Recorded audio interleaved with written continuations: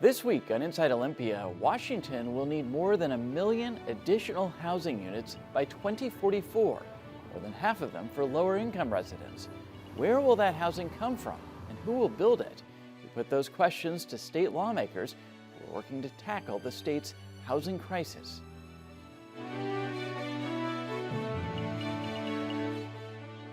From the TVW studio, it's Inside Olympia with host Austin Jenkins. And welcome to Inside Olympia. Housing and homelessness are already at crisis levels in Washington and have been for a while, but digging out of a housing deficit won't be easy. In fact, the state is projected to need more than 1 million more housing units by 2044. To put that in context, that means building 46,000 new homes each year for the next 22 years. Those numbers come from the governor's budget office.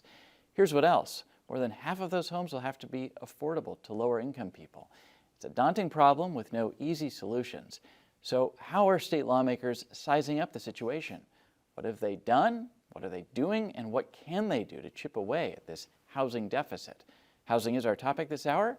And joining me now is Democratic State Representative Strom Peterson, chair of the House Housing Committee, and Republican Andrew Barkis, who serves on that committee and also runs a property management company. Welcome, both of you to Inside Olympia. Good to see you. Good to see you. Good morning. So as we talk about housing, and this is probably one of these big three vexing issues that the state is facing today, how do you sort of size this up as the chair of the Housing Committee? And I often ask the question, like, if we're on a historical timeline here or a continuum, where do we find ourselves? It seems like this is a gargantuan battle and we are way behind, and it seems sort of overwhelming. But I'll let you put it in your own words. Well, thank you for that. I can't disagree. This is a massive problem that we have been underfunding as a state, I think, as a country for 40 years, where we just haven't kept up, either with kind of the more traditional supply of making sure that we're just building enough homes that would be kind of market ready, but especially, as you said in the introduction, that 50% of homes for really our most needy families. So as opposed to just shrugging our shoulders and burying our head in the sands, Andrew and I have worked this session to, I think, make a pretty significant impact on getting housing supply into the market, trying to relieve some of those pressures from these big numbers that we're seeing. So we'll talk about some of the specifics and what's being proposed and advancing this year, but is it too little, too late? I don't think so. I think we have to do everything we can now. I've been working, been in the legislature now for 7 years, and with a real estate and background. From the moment I arrived, realized that we had work to do, and of course, coming off the big downturn in 2008, 2009, the housing crash, so to speak, we could see that. We could see the trends. The builders were not coming back. There was a lot of factors that were coming into play. And so when I arrived, I delved into, how can we fix certain things, regulatory, how could we get at some of these issues? It is a challenging process, the legislature and moving policy through. So over the last years, we've had some successes, but it was really in the last 2 years, as this became more and more apparent that the issue is becoming so significant, that we really said we've got to do some things together. And so that's what started. And I think this year, it was a really bold agenda to see how much policy, how could we come at it from many different sides, from policy, from regulatory, supply side, financial. How can we get at the issue? And we're not done. I mean, we have time left in the session to make this happen, but I think this is the beginning of a process that's going to have to continue in order to get at those numbers that you referenced earlier. And it's going to take more than just legislation. It's going to take a lot of partners to get at this issue holistically. Yeah, and I think that it's worth kind of delving in a little bit, or maybe teasing this apart and trying to understand when we talk about housing, there are different types of housing, and then there's different builders of housing. And we often hear about, in the context of the legislature, the state funding housing. But again, as the chair of the committee, can you help us? How do you organize this in your own head or think about this? Because obviously the private sector has a huge role to play, especially if we need to build 1 million+ units. But then the state has a role in supporting affordable housing. And even if you fund a project, the state isn't building it. That's a misnomer. Right. Right. Thanks for pointing that out. Right. We do not have state employees swinging a hammer or up there doing some high iron work. So it is the private sector that's ultimately going to be constructing these. Just, kind of want to say that, we decided as the House Democratic Caucus to create a committee called the Housing Committee, and that, I think, was illustrative of our determination to get through this, to get at this problem. Kind of wanted to break it down into 3 buckets: the supply side, which I think have had great success on, the support side, which is kind of our capital budget spending, and I initially really appreciate the numbers coming out of the Senate capital budget, haven't dug into it completely yet. And then on the stabilization side, where this is where it gets a little more touchy between my good friend Andrew and I, and we didn't have the successes that I wanted. We had some success, and we still have a couple of bills that will help really the neediest among us, the people that are renters, people that are living in manufactured housing communities. We still have some opportunities to do some support there. But I think what I was excited about with a host of these things, but especially on the supply side, was the breadth of support that we had. Obviously the traditional support of realtors and builders, but we had labor unions, we had environmental organizations, we had Habitat for Humanity, all of these different groups coming together to support the middle housing bill. I mean, it's just an incredible list of the people that testified.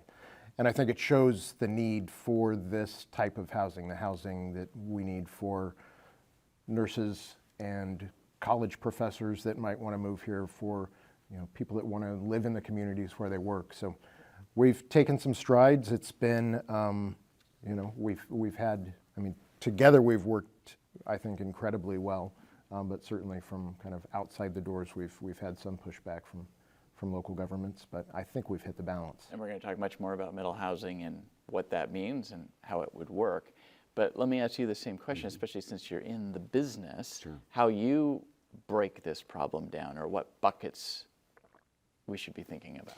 Well, it's interesting, from my perspective, that being in the legislature and the government, that we're looking to the government to help solve this problem. I firmly believe that the government has created a lot of this problem. And so the more that we can do to remove those barriers. And when I talk about barriers, we live in a state that has a very intensive regulatory environment, very intensive environmental policies, all the things that make it challenging to build and develop. I think one of the recent statistics from the builders, if you take into account all of the different regulations, the permitting, local, all those different aspects, it's over $100,000 per housing unit. So if you start out right from the beginning with that number, it's very difficult to build affordable housing. And so here we are trying to kind of go back and dismantle that, to look at it from a policy perspective and say, okay, what are the things that are very important to keep in place? We want to make sure we have the right environmental policies and all the different things from local to state government, all the different aspects. But where can we streamline? Where can we remove those barriers? Where can we lower those costs so that we can encourage more to build? It is absolutely the private sector has to build this. We cannot fund the Housing Trust Fund enough to build our way out of this. If we're lucky, we get a couple thousand units a year in the hundreds of millions of dollars that we spend doing that. So I think that approach, coming to the table with that great group of stakeholders, really looking and listening. What are the things? Permit reform. If we can just streamline permit, if we can have take that time element down. Time is money. If we can get at the issue quicker, how do we look at zoning? How do we allow for more opportunities and types of housing and within the confines of working within the GMA? because That's growth management. the growth management, and it's not going anywhere. I mean, the state of Washington, but you know, Austin, it is something that has been in place, and I think that over the last several decades has had it has been an impediment to a lot of this. Yeah. And so, you know, there was times where we would have those discussions, and it was no, we're not going to talk about GMA. We're not going to talk about any of these different things because this is sacred. So we have to work over here. This year it was like, we're going to put everything on the table. We're going to look at it all. So from the perspective of Democrats, how much of that is on the table? And when we hear about whatever the number is in terms of the additional cost to build to comply with environmental regulations, and furthermore, you know, the governor has sat, I think, exactly where you were sitting and said, we're not going to build houses to the base of Mount Rainier. And there is concern about where we build as much as how we build. So what is the conversation within the ranks of Democrats about rethinking what we require of builders? I don't think it's really radically different. We still want to make sure that we are building in our urban cores, that we're not creating, you know, kind of rural sprawl and kind of suburban sprawl. We want to create those opportunities to build more vibrant neighborhoods that are a little more dense. Because we know, you know, I think one of the reasons that we're facing a housing crisis is people are moving to Washington State. They're moving to Washington State because we have great communities that I think have developed well under the Growth Management Act over the years. We have vibrant communities in the 21st District. We have great communities in the 22nd District. Mount Rainier.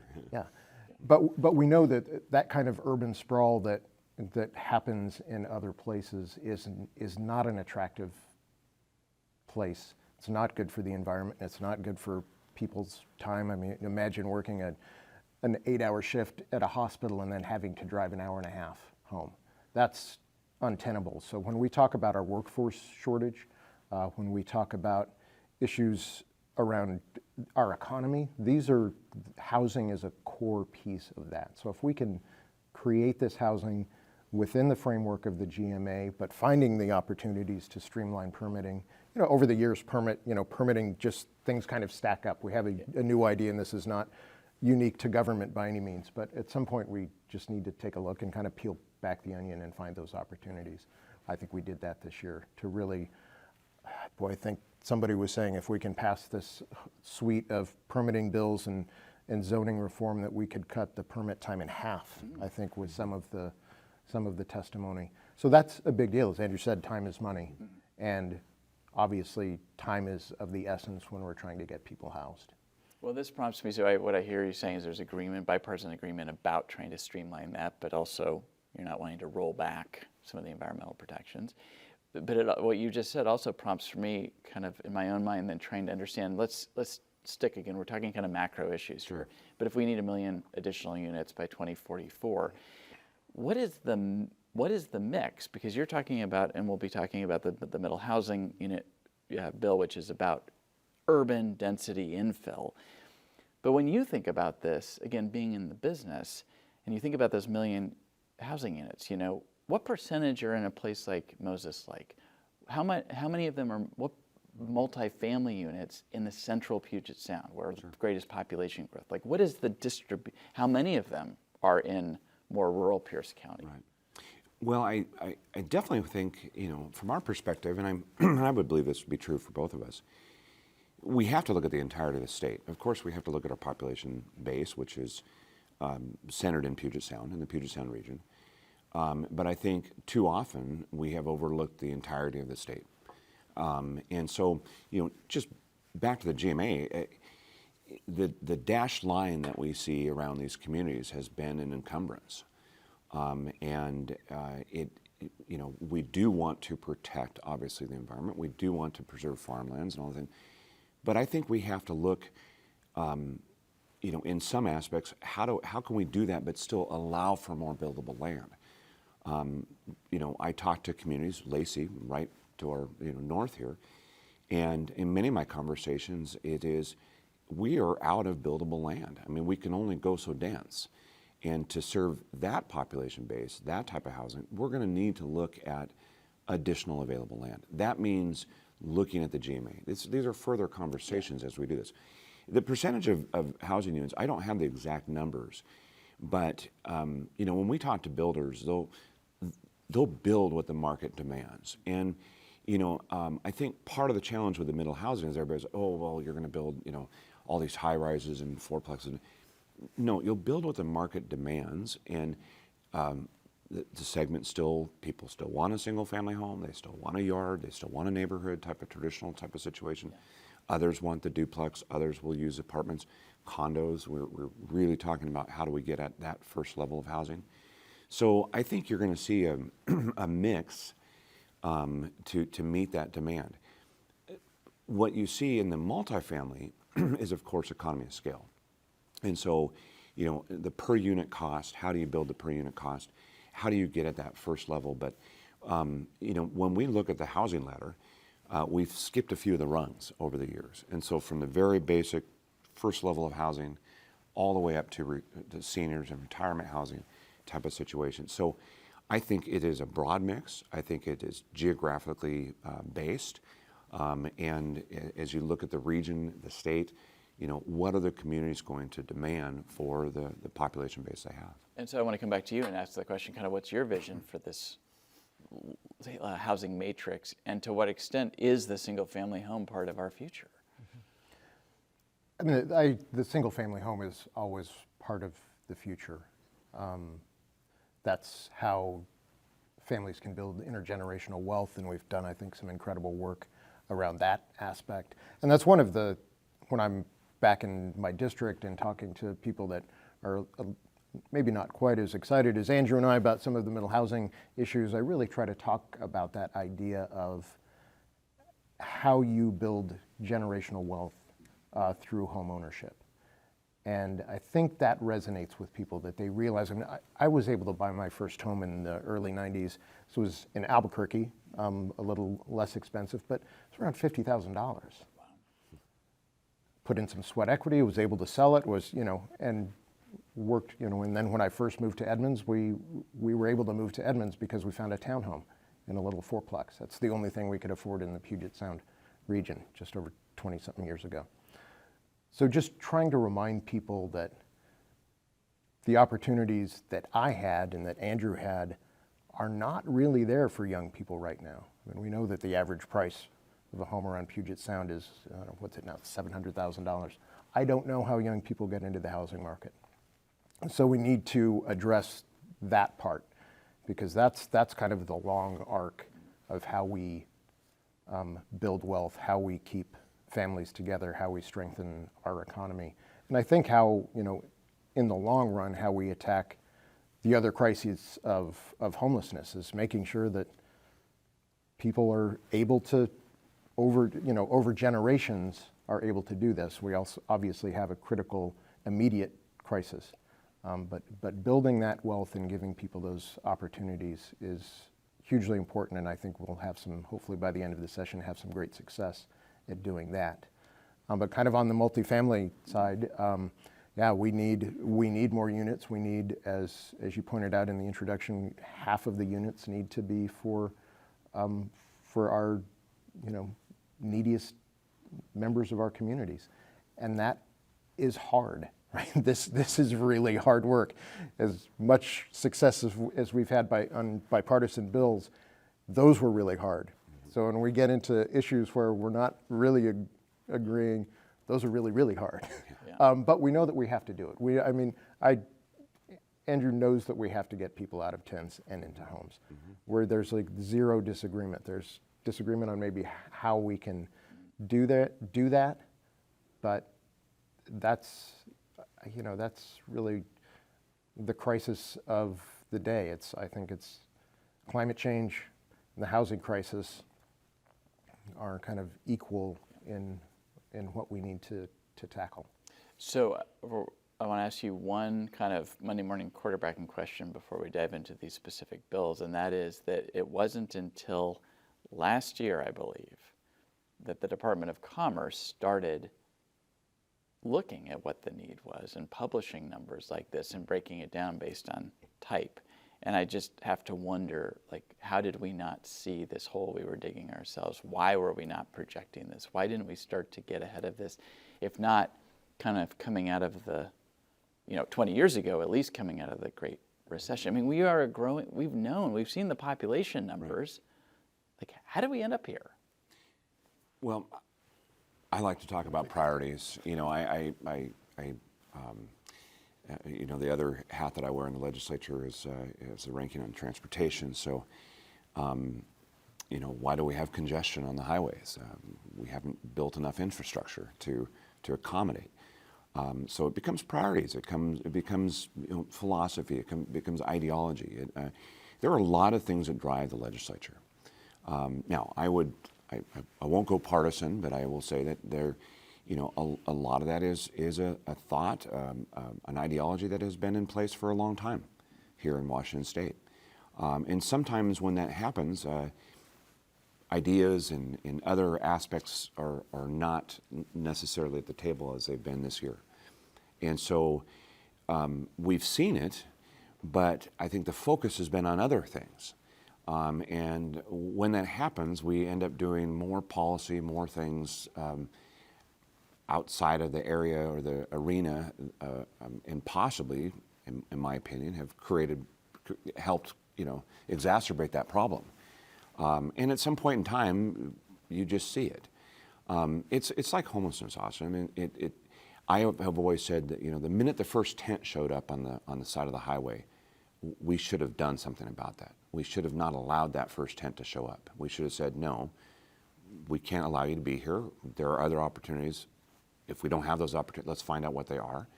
But one showed up, and then 20 and 100 and now thousands.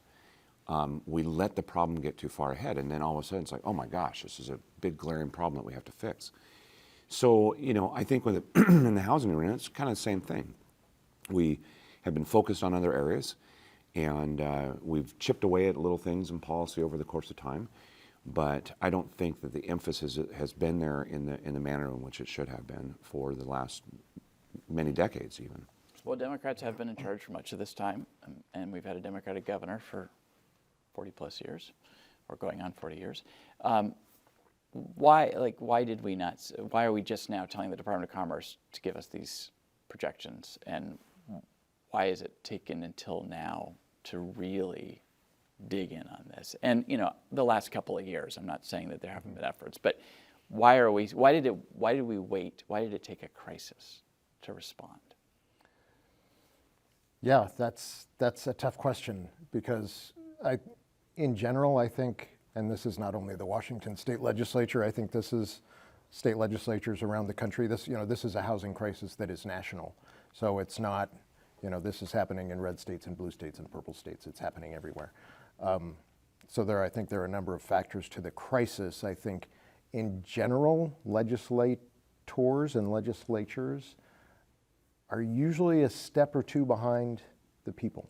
I think we're usually a step or two behind the crisis. I think here in Washington, obviously we're a part-time citizens legislature. We might work a little more than part-time, but I think that's part of it. So when we come here with priorities, when we see the ravages of forest fires and climate change, that obviously has been a big focus over the last number of years, and a very needed focus. When we are coming out of a recession and we're trying to work on economic issues and rebuilding the economy, that's a big focus that we try to take care of in 100 days or in 60 days.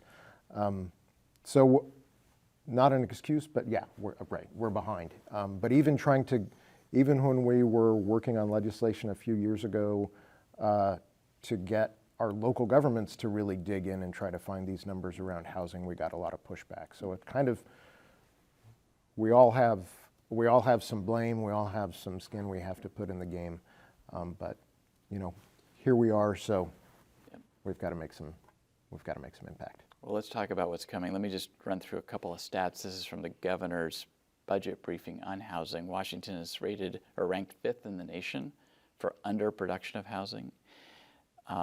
Last year, over the last 2 years, the state's put in about $2.4 billion to addressing the housing and homelessness crisis. Last year, lawmakers paid for about 4,000 affordable housing units across the state. That was double the amount of previous budgets, but it also gets you a sense of, and we have about 25,000, if the counts are to be believed, and they're probably undercounts, about 25,000 people who are either unsheltered or they are in non-permanent housing. So we're building about 4,000 units, a year or every year at best. You got at least 25,000 people who need a place to live. So the three big bills this year are the middle housing bill, accessory dwelling unit bill, and lot splitting. Let's kind of take these apart. We're going to have to take a break before we get through all of them. But middle housing, this is dense infill multifamily housing, and it's the state telling local jurisdictions, you have to allow this, even in places that have traditionally mostly been single-family homes. What's the argument for the state stepping in? And you know, the pejorative term would be bigfooting the locals on this. I think it goes to your last question about the crisis. We have to act. We have to act statewide. As Andrew said, this is not just a Puget Sound issue. This is not downtown Seattle or downtown Everett. This is a crisis that's in every corner of the state. So we have to address that, and I think that's what we need to do. And I also want to make clear that middle housing, right, when you say multifamily, people think of apartment buildings. Middle housing is not that. Middle housing twos, threes, is fours, maybe right, six. maybe six. So in the scale of single family homes. So I think especially with designs now, if you're driving through a neighborhood and you see a triplex, you might not even know that it's a triplex unless you look really closely, and you can kind of see the doors. Like they are designing these, as Andrew said, the market will demand good design. So I think that's going to be part of that successful infill. And again, this gets to part of the problem. This gets to, again, building generational wealth. This gets to young families, young professionals that can finally get into the housing market, people that want to retire in their community, that can find a place to live if they want to sell their large single-family home. This does not get to the areas of kind of severe poverty that we have to tackle through more budget spending. But I think this helps alleviate some of that pressure. Anytime there's a housing crisis, the people that have a little bit of money in their pocket aren't the ones that are going to suffer the most. So that downward pressure on the housing hurts those at the bottom most. So if we can relieve some of that pressure, then I think we can find opportunities to keep people from getting into those desperate straits. But we also have to deal with the people that are already there. Okay, let me just take a brief pause here. We'll come back and pick up where we are leaving off when we continue. When we return, we will continue our conversation about Washington's housing future, back right after this. It will dwarf Katrina. It'll be absolutely the largest thing that we will have had to have dealt with in our country. We know the clock is ticking. With only 15 minutes or so, that's not a lot of time to evacuate.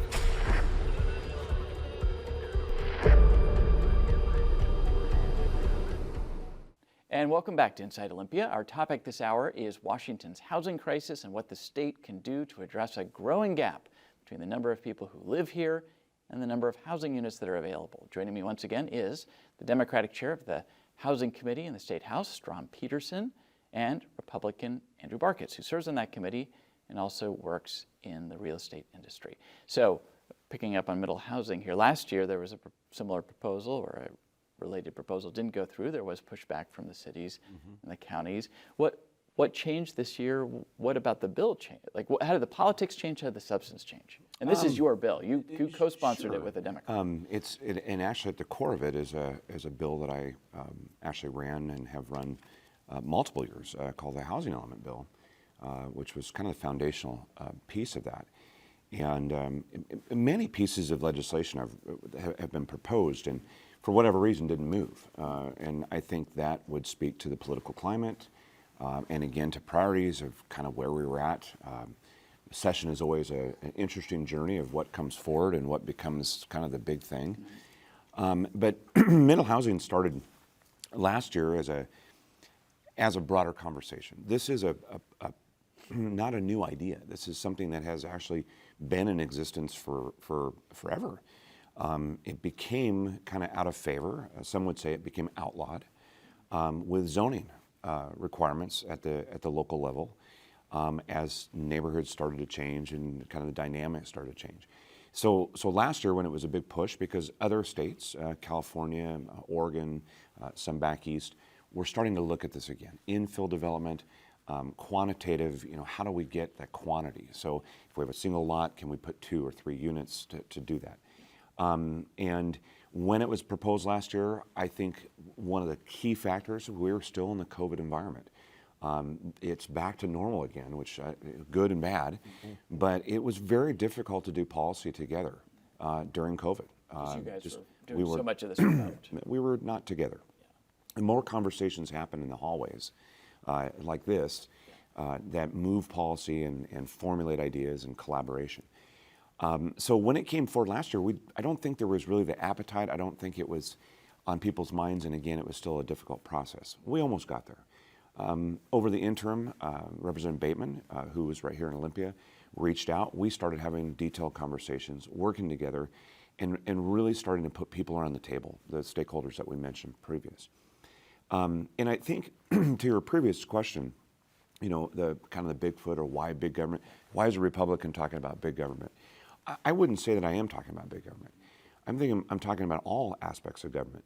Local government is government, no matter what, how you look at it.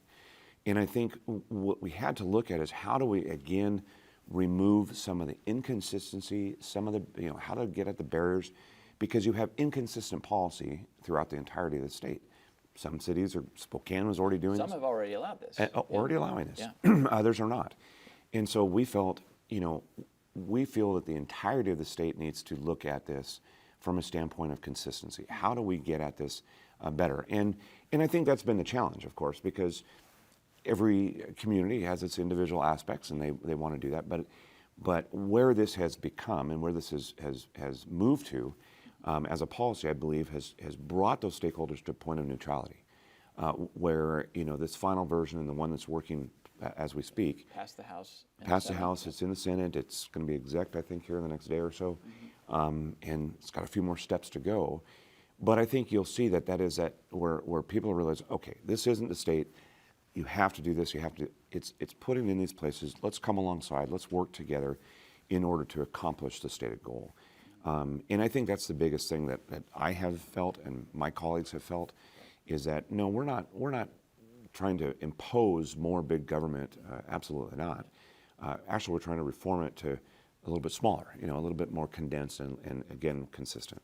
So this holds this promise that if you get this law across the finish line and the governor signs it, that then there would be the avenue to start to build duplexes, triplexes, maybe even sixplexes in urban areas, filling in those gaps, creating this not low-income housing, but more affordable housing for teachers, firefighters, police officers, young families, etc. Headline out of the LA Times recently: a new California housing law has done little to encourage building.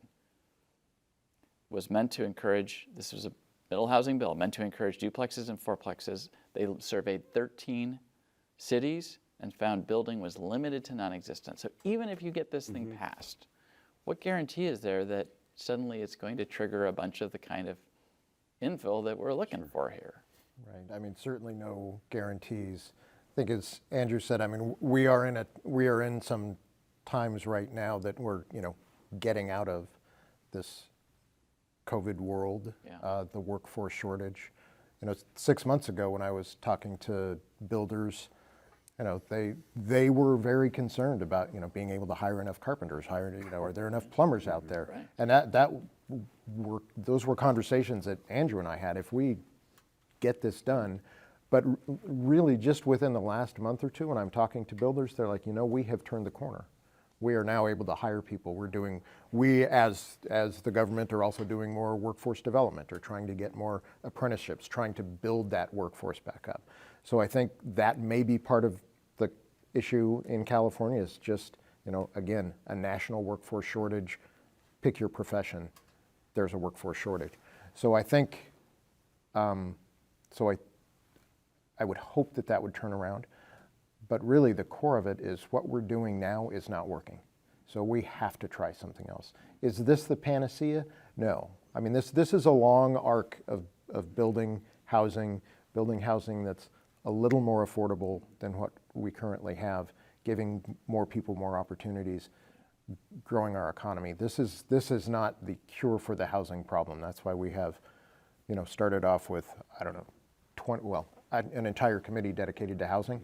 So, dozens of bills, and we got quite a few done. We'll get more done next year. We still have some time in this session. I just had a kind of errant thought as you were discussing this. I'm going to throw at you, and if you want to go somewhere a different direction, that's fine. But I was thinking, like, I was envisioning, middle housing developers step in and start to build this stuff. But then I thought, well, what if you had 4 teachers who work together who can't afford to buy a house in the Seattle area, and we're like, let's go in together on a 4-plex, split the cost. Like, do you see models like that where the individuals, like, we might have a kind of different structures for how people live and how they fund housing? It's amazing. I mean, to that point, I want to go back just a sec, because I think California is not the example. I mean, California has all sorts of problems, and I always kind of joke because I think Washington's trying to become California, and in some ways that's not good when it comes to the policies and the issues that they face in their government.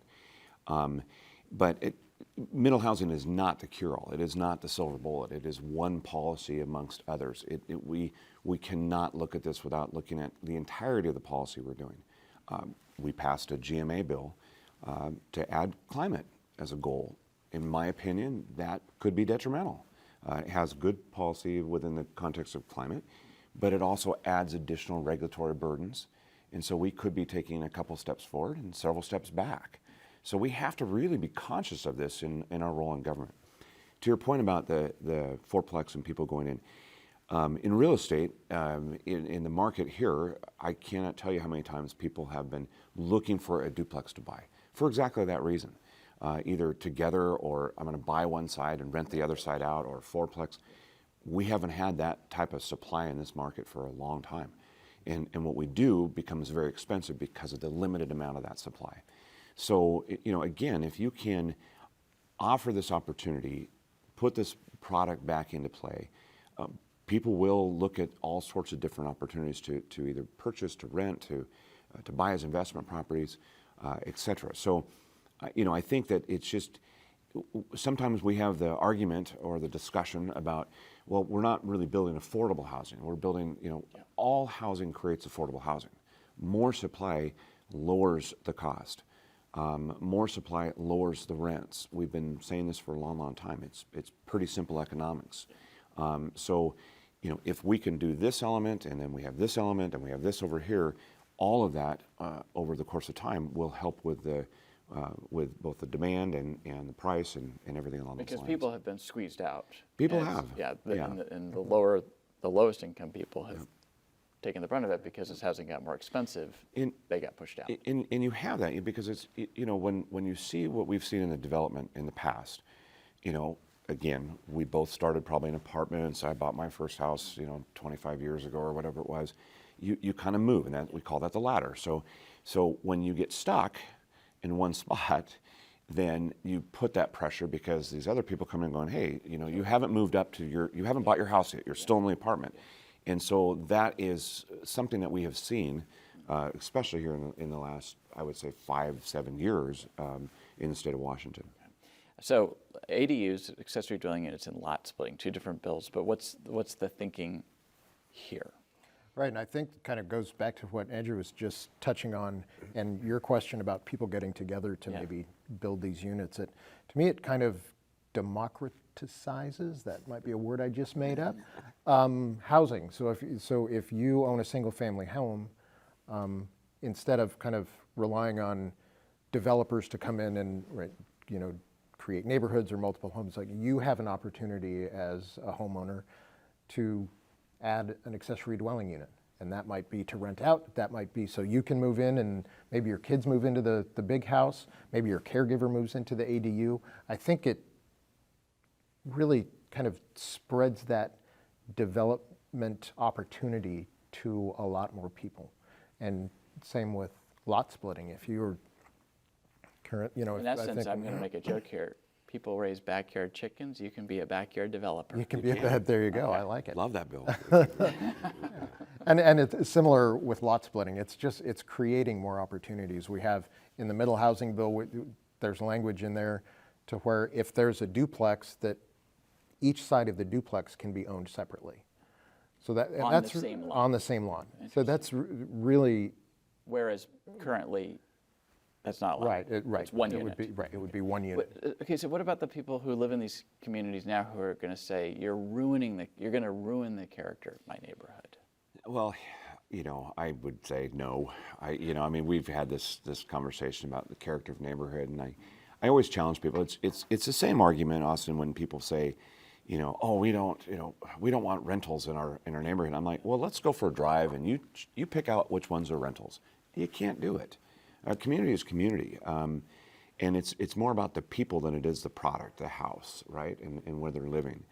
So I think we've done a good job. I think that is a kind of a standard go-to, you know, oh, you can't put a duplex because it'll change. Again, you talk about design elements. You talk about what the requirements are, the types of homes, and everything else. Very challenging. I was on another interview one time, and somebody asked me, I said, you know, when I was growing up in Chehalis, I had a paper route, and I would go through the west side of Chehalis dropping my papers off. And there were all these old Victorian mansions from bygone era. Most of them were fourplexes and sixplexes. They've been converted, right, into apartments. You wouldn't know that unless you saw the various doors on them.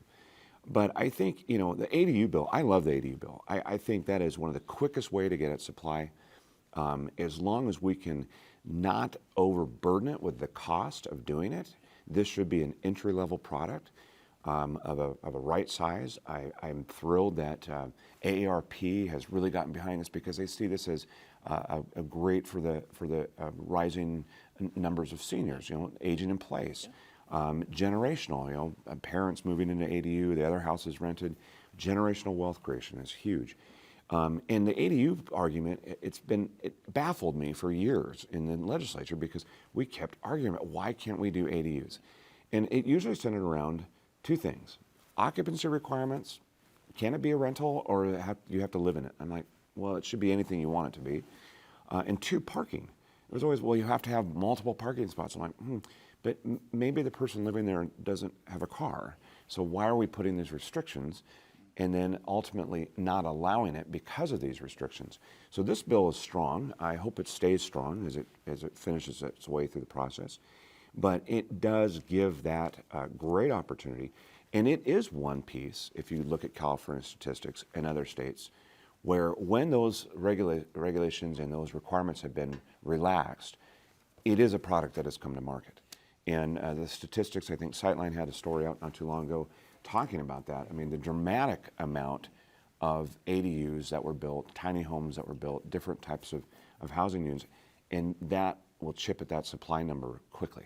So, what we've been talking a lot about is, you know, more market rate type of housing. Obviously, affordable housing, low-income housing, emergency housing is needed as well. I'd be remiss if I didn't, at this point in the conversation, ask you about the governor's $4 billion bond measure, which he proposed to try to infuse a lot of money into building more affordable housing. It's not in the Senate capital budget, hasn't been embraced by the Senate.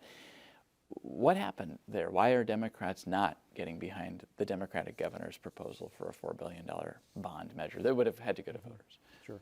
I mean, I think a lot of us are excited about the idea. We know the scale that we need to get to. How we get there is always the toughest nut to crack. But we know that, again, that the people are supportive. When you look at polling done by any host of organizations, they know that housing and homelessness they're supportive. So I would imagine if this went to the ballot, that it could pass, because I think the people some are scared, some might vote because they're seeing the tents along the highway, whether it's out of fear or compassion.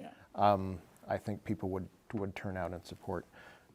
The session is not over yet. All of these things, especially when it comes to those budget sides. Do you think this will it make it into the House capital budget? Is it still alive? No, Andrew's that's- shaking his head no. He's saying no. I'm no longer on the capital budget team. I'm on the committee. Well, let me ask you this. I mean, the governor's, so you didn't like this idea. Well, it's not that I don't like the idea. I think we have to be careful. For a couple reasons. Economic forecast just came out a couple days ago. We better be mindful of our current economic status in the state of Washington. And there is concern about the debt limit. The debt limit and all aspects of what we can do when we're bonding and going out. Again, I put my transportation hat on, and what the need is there. I don't think we're going to fund our way out of this. Again, we've put hundreds and hundreds of millions of dollars into the Housing Trust Fund over the course of time. And again, a big investment this year. It will do a certain point. I think we need to focus more on the areas where we can reduce that cost and allow for the market and banking and everything else to do what it needs to do, support that aspect. I don't think the idea is dead. I think that I actually had a conversation with the governor, myself and his staff here a couple weeks ago. And I told him straight out, I said, if it comes, I would like to be at the table. I would like to be able to sit there and have that conversation about, more so about how the money would be allocated. I think that's an important aspect of it. But one question is, if he would have allocated over a number of years, is there any reason to think you can't spend $4 billion over the same period of time and just do it biennially? Do you need a bond measure to spend this kind of money? I think there are a couple of things at play, kind of in just general senses of economics. Again, I think if builders, the private builders, but might be doing, through the nonprofits, if they have some certainty, it's easier to make those longer term investments. It's easier to buy the property. It's easier to know that money's coming. Working with a biennial budget, and you have new legislators that come in, or you have new crises that pop up that might need addressed in the capital budget. That lack of certainty, one, I think adds to the cost, because you just, you can't make those longer term sounder investments. So to me, that's where that commitment over 8 years or over 10 years creates some better opportunities. I know neither of you are in the Senate, and you didn't write this capital budget, but I do want, the governor is not pleased. He said the Senate's capital budget proposal would take us backwards on housing. It's less than what we approved last biennium. In the middle of a housing crisis, less is unacceptable. We need to go big so people can go home. Austin, my counterpart and I might disagree a little bit on the allocations of monies and the priorities, but we have literally come out of the last several years with some of the largest surpluses we have ever seen in our state's history. Money flowed into the legislature, and unfortunately it was spent on a myriad of different things. If this was a priority for the governor the last couple of years, maybe that $4 billion or other dollars would have been pushed a little bit harder to go where this needs to be. And I think that's part of the concern or the pushback a little bit, is looking, going, wow, this is a big issue now. I would disagree with the governor completely on what the Senate has done in the capital budget. I think it is responsible. Again, you have to look at what is available within the budget confine. I mean, you only have so much money. And the capital budget goes to a myriad of things, from our schools, education, all sorts of different things that it goes into. So, making that type of investment on top of the investment that has been made over the last several years in the capital budget, some of the most significant. I don't know how we can say it's going backwards.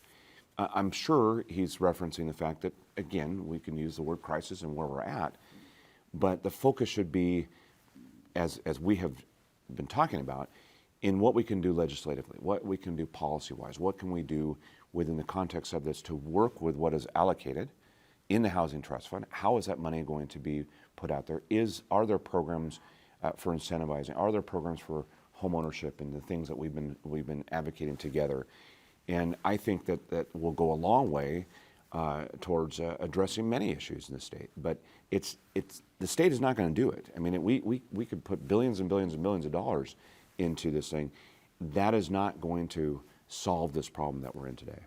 Well, let me ask you about the state's role in addressing well, first off, do you have a response to the governor's statement? And again, I know you're not in the Senate and you haven't had time to scrutinize the capital budget. The spending in the capital budget is about $625 million for housing-related investments. I know the governor wants $1.3 billion in capital and operating funds to preserve 27 units that have already been built and add 7,500 more affordable units. But do you think he's right that this budget represents a step back?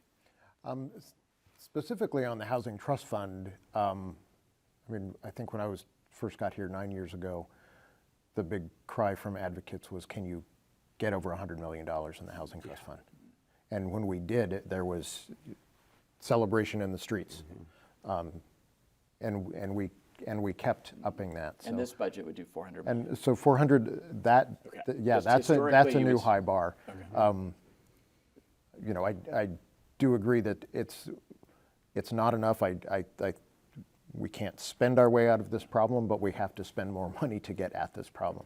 So I think the Senate is usually a little more conservative when it comes to supporting housing traditionally. So I think a $400 million housing trust fund allocation is certainly a step in the right direction, but we need more steps, I guess. So both of you, I think, have referenced, people living in tents on the side of the street, on the side of the highways. There are efforts to do rapid housing acquisition to get people into tiny homes.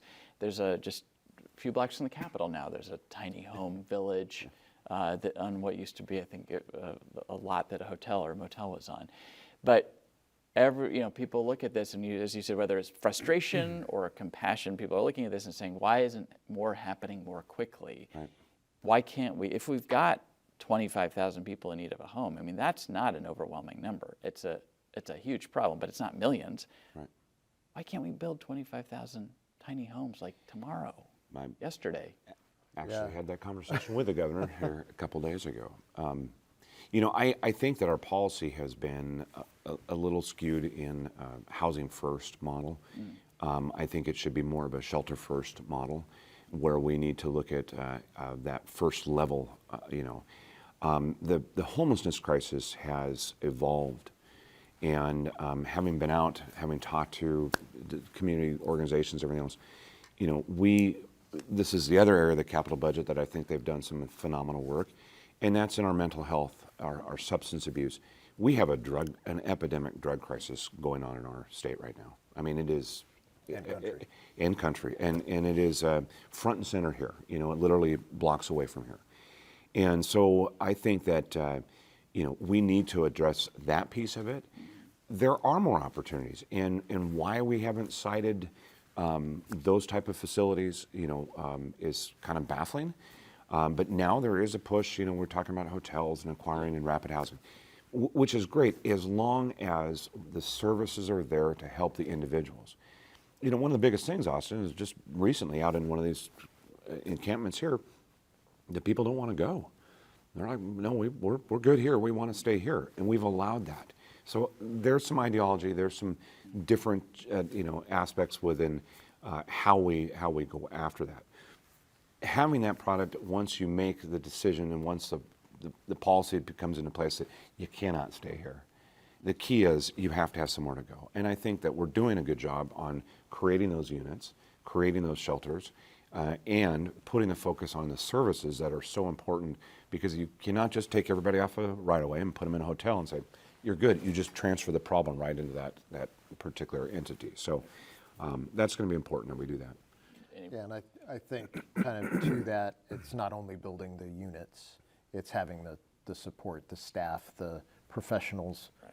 Again, harken back to our workforce crisis. It is certainly acute in the world of mental health and has been in the state for decades. That's why a few years ago we're funded to build the UW hospital specifically for mental health. That's a generation of workforce. Right. Yeah. Unfortunately, that's the next generation. But when you combine the COVID epidemic, this fentanyl crisis, just those two together, the increased cost of housing that we're trying to get to in these other bills, there's a reason we have this crisis. There are a number of reasons, and it's not only Washington State. I was at a conference this summer in Denver with state legislators from around the country. Kansas, West Virginia, Florida, North Carolina, you pick a state and everybody's struggling. Nobody has figured out the solution. But we know that we have to give people these supports.